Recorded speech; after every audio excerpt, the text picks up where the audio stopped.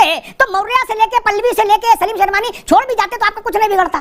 क्या ये कहेंगे आप यहाँ पे बैठ करके कि जो इन्होंने 370 किया था वो गलत किया था, या जो राम मंदिर का निर्माण कराया था वो गलत कराया था? कांग्रेस को इस बात का उत्तर खोजना होगा कि आप 44 सीट पर आकर खड़े हो गए हम जनता के ठेकेदार हैं। अरे आप कैसे ठेकेदार हो भाई? आपको 44 सीट दी कुल, आपसे ज्यादा वोट और आपसे ज्यादा विधायक अनुप्रिया पटेल की पार्टी के हैं उत्तर प्रदेश में। इसको जो है वहां के पर जो चिल्लाते चले आ रहे थे, सारा जो है उनकी पार्टी को तोड़ करके अपने में मिला लिया था। उसके बाद जवाहरलाल की पार्टी तब भी खुश है कि उत्तर प्रदेश में हम अनुप्रिया पटेल की पार्टी से भी नीचे है। सभी भाइयों को राम राम। दोस्तों स्वागत है द भारत डिबेट शो में। दोस्तों आज के डिबेट काफी शानदार होने वाला है, इसलिए आप लोग से अनुरोध है कि डिबेट को अंत तक देखिए। दोस्तों आज के इस डिबेट में कांग्रेस के प्रवक्ता को अग्निहोत्री जी ने अच्छी तरह से धोया है, क्योंकि आज के इस डिबेट में कांग्रेस के प्रवक्ता बोल रहे थे कि हमारा इंडिया गठबंधन बहुत मजबूत है और हमें किसी की जरूरत नहीं है और बीजेपी हमेशा दूसरे की विधायकों को खरीदता है। इस पे अमिताभ अग्निहोत्री सर ने किस तरह से कांग्रेस के प्रवक्ता को धोया है, सो आप लोग डिबेट को खुद से ही देखिए। चलिए शुरू करते हैं। मेरा सवाल सिर्फ इतना था कि आपके चुनाव से ठीक पहले आपकी पार्टी के अगर बड़े नेता छोड़कर जाते हैं तो पार्टी को डेंट लगता है। इसे मेरी पत्रकारी समझ कहती पार्टी कोई हो, ठीक। सपा ने उसको रिवर्ट कर दिया, उन्होंने कहा इनकी तरफ जा रहे हैं इसलिए इनको नुकसान होगा। वो नुकसान होगा भाजपा वाले भुगतेंगे। लेकिन स्वामी मौर्य आपके यहां महत्वपूर्ण थे, तब ना अखिलेश जी बगल में बैठाए थे। वो आज आप कह सकते हो, आज बोल सकते हो कि कौन है मौर्य, जाए पार्टी बना के देख लें।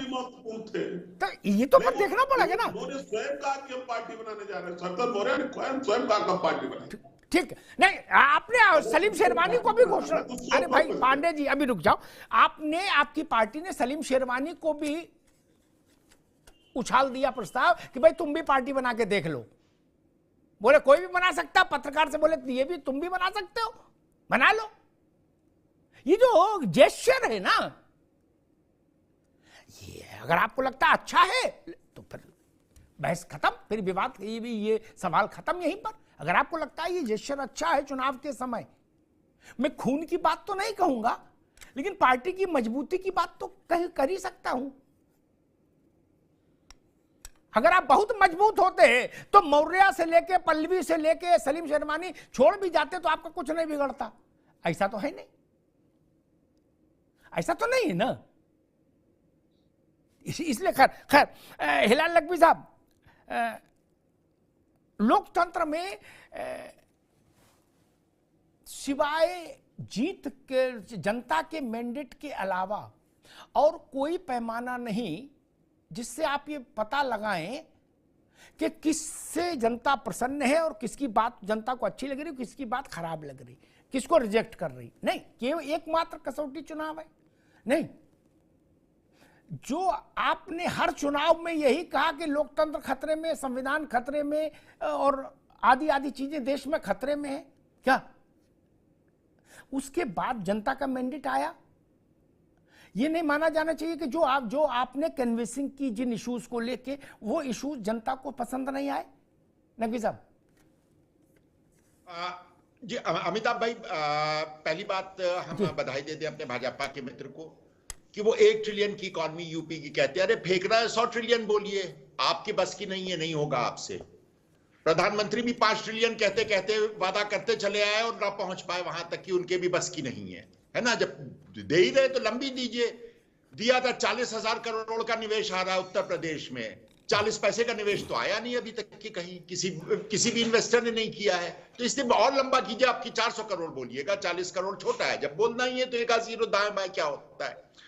अमिताभ भाई ने बड़ा महत्वपूर्ण बात कही कि साहब अगर हम 2019 में कह रहे थे तब भी हम नहीं जीते, 2014 में तो नहीं कहेंगे। अमिताभ भाई आपकी याददाश्त तो बहुत अच्छी है, हम अपने भाजपा को मान सकते हैं कि वो चीजों को इधर उधर कर सकते। 2014 में तो हम ही हुकूमत में थे, तब हम कहे के लिए कहेंगे संविधान खतरे में। 2019 का ही तो एक चुनाव हुआ है, ठीक है ना, और 2024 का होने वाला है ये दूसरा चुनाव।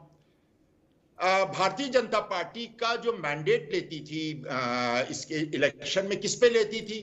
370 पर, राम जन्मभूमि पर। मैनिफेस्टो में था ना, कितने साल मैनिफेस्टो में रहा था, कितने साल तक की वो इसके लिए संघर्ष किया है उन्होंने, इस मैनिफेस्टो को लेकर के।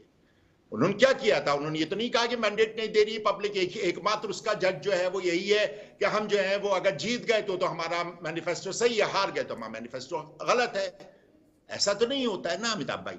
किसने किया है ऐसा? यही तो मैनिफेस्टो थे इनके। इनके मैनिफेस्टो में और तो कुछ कभी रहा ही नहीं है। जी। 2-3 चीजें हैं, उन्हीं को घुमा फिरा करके वो पेश करते रहे हैं। ठीक, तो अब जाकर के 2014 में, 2019 में अगर हुआ है, 2024 में भी इसकी फिर परख हो जाएगी कि क्या हुआ क्या नहीं हुआ। अगर मान लीजिए हार गई भारतीय जनता पार्टी तो क्या कहा जाएगा? क्या ये कहेंगे आप यहाँ पे बैठ करके कि जो इन्होंने 370 किया था वो गलत किया था, या जो राम मंदिर का निर्माण कराया था वो गलत कराया था? दूसरी बात, एक सेकंड और बस अमिताभ भाई, जी अमिताभ भाई, अगर हम क्रेडिट की बात आपने कही कि ममता का क्रेडिट ममता को मिलेगा, तो भाजपा का डिस्क्रेडिट भी तो भाजपा ही को मिलेगा, उसका डिस्क्रेडिट कांग्रेस को थोड़ी मिल जाएगा। आधी बात आप थोड़ी कहिएगा, आप कहिए कि ममता को उसका क्रेडिट मिला, बिल्कुल सर आंखों पे आपकी बात सही है, लेकिन उसका डिस्क्रेडिट किसको मिला? झूठा कौन साबित हुआ? किसको जो है वहां पर जो चिल्लाते चले आ रहे थे, सारा जो है उनकी पार्टी को तोड़ करके अपने में मिला लिया था, उसके बाद भी जो है वो ध्वस्त हो गए थे, तो उसका डिस्क्रेडिट तो भाजपा को मिलेगा। ठीक है नकवी साहब, उसी तरह से वो ये इलेक्शन लड़ रही है और वही नतीजा फिर आना है। ठीक है नकवी साहब, ठीक। नकवी साहब ने कहा तब क्या कहिएगा वो हम बता दें, हमको चुनाव नहीं लड़ना ना, अपनी अपनी चिंता करो। क्या मेरे जैसा आदमी कहां मिलेगा भैया? सावधान 22 पसेरी समझने की गलती मत करना। हाँ? तब मैं ये कहूंगा भारतीय जनता पार्टी के राज को जनता ने नकार दिया, ये मैं ये बोलूंगा। किसी बात कर रहे हो? किस लोक में हो? ना ना ना ना ना, मेरे साथ नहीं चलता ये सब। लेकिन कांग्रेस को इस बात का उत्तर खोजना होगा कि आप 44 सीट पर आकर खड़े हो गए। आप कुछ भी नहीं, अभी आवाज नहीं जाएगी, हिलाल नकवी ना, ये गलत बात। 44 सीट पर आके आप खड़े हो गए और आप कह रहे हो कि हम जनता के ठेकेदार हैं। अरे आप कैसे ठेकेदार हो भाई? आपको 44 सीट दी कुल, 415 चलते चलते 44 पर आ गए। उत्तर प्रदेश में जहां मोतीलाल नेहरू, जवाहरलाल नेहरू, इंदिरा गांधी, राजीव गांधी, संजय गांधी रहे, वहां आप 2% वोट के शेयर होल्डर हो, 2%, और बातें लाल किले में खड़े होकर कर रहे हो। यार ये नहीं करो, लोकतंत्र में इसके अलावा कोई तरीका ही नहीं ना। गजब बात कर रहे। अगर अखिलेश यादव के पास 32%, 33% वोट है और आपके पास 2% है, तो आप और अखिलेश यादव को एक तराजू कैसे तोल दूंगा? मैं तो नहीं तोल सकता। आपसे ज्यादा वोट और आपसे ज्यादा विधायक अनुप्रिया पटेल की पार्टी के हैं उत्तर प्रदेश में, और कांग्रेस फिर भी मुस्कुरा रही है, हंस रही है, तो उसको मेरा प्रणाम, फिर मेरा प्रणाम। अगर जवाहरलाल की पार्टी तब भी खुश है कि उत्तर प्रदेश में हम अनुप्रिया पटेल की पार्टी से भी नीचे है, तो मैं उसको प्रणाम करूंगा। इसके अलावा और क्या कर सकता हूं? जहां से इंदिरा गांधी चुनाव लड़ती हो, जहां से पंडित जी चुनाव लड़के जीतते हो, उस प्रदेश में आप अनुप्रिया पटेल की पार्टी से नीचे खड़े हो गए। बताइए, अपना दल से फिर भी आप हंस रहे हैं, प्रसन्न हैं, स्वस्थ हैं। ईश्वर की आप पर बड़ी कृपा है। फिर तो कांग्रेस को फिर तो भाई कोई दिक्कत ही नहीं। अगर आप वीतरागी हो गए, विधेय हो गए, लेकिन मैं नपना नहीं बदल सकता। मेरे लिए नपना एक ही है, जनता ने आपको आशीष दिया कि नहीं। नावेशी को लोकतंत्र में इसके अलावा कोई दूसरा नपना हो सकता है क्या? बोले नहीं, हमारे वोट 2% आए, लेकिन हम जनता हमको बहुत प्यार कर रही है, हमारी सारी बातें सही है, तो कैसे मान ले?